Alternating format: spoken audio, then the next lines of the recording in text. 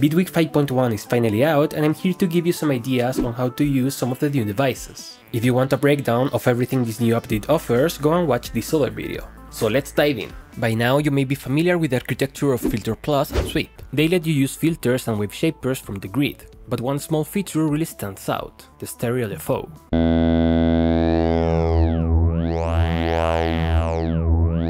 You have the controls right here, you can modulate other stuff with it, and you have 4 shapes.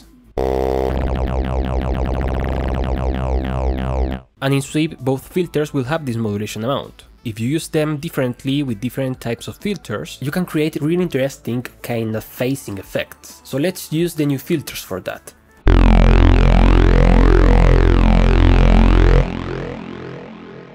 You may consider that having stereo LFOs is something small, but I quite like it. Although it would be amazing to control at least the phase of one of the sides. Of course, then you can start playing around with the routing knob to get different sounds.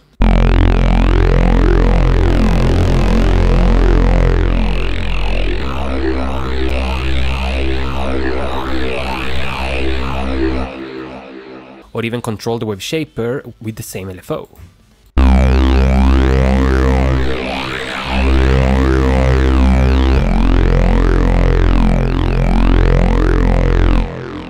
Ever since I started playing with the Korg MS-20V, I became fascinated by the idea of having a high-pass filter and a low-pass filter, each one with their own resonant peaks, and being able to control them at the same time. That creates a really nice type of bandpass filter.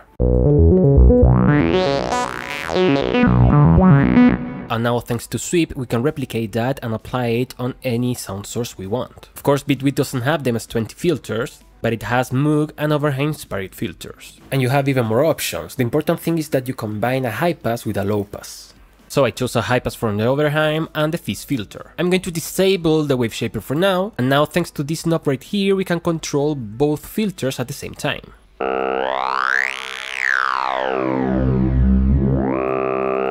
So now we can play with it or apply some modulators.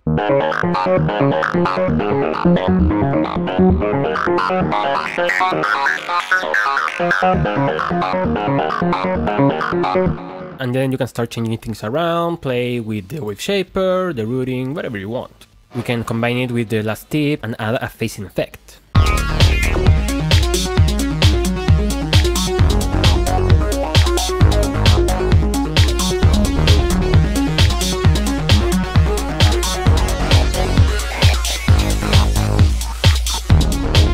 Try with other filters, other wave shapers, and you can get a really nice tone.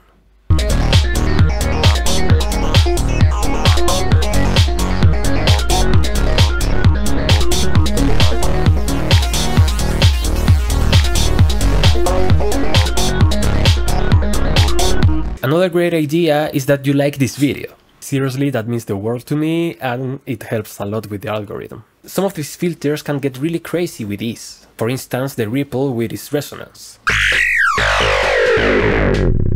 So for you to get to know better these new devices, I really recommend you take your time and find sweet spots. For instance, we have the simple drum.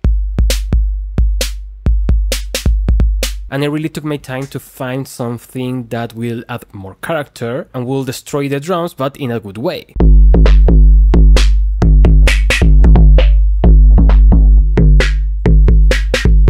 Now, as I said, Ripple likes to self-oscillate a lot, but we can take advantage of that and create a really unique sounding instrument. So here is a patch I made. The original sound is a kick that I modified to sound like this, but with everything on, it sounds different. To get the tone, we need to add feedback, and to make it playable, you can use the key track modulator.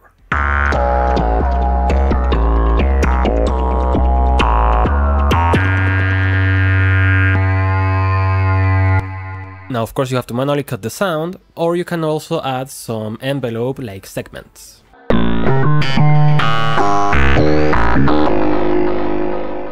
To get different sounds, you have the nature options and the feedback and feed-forward circuits. What you need to do is to take these ideas, expand them, and make them your own. Thank you so much for watching, I will see you next time, and bye bye!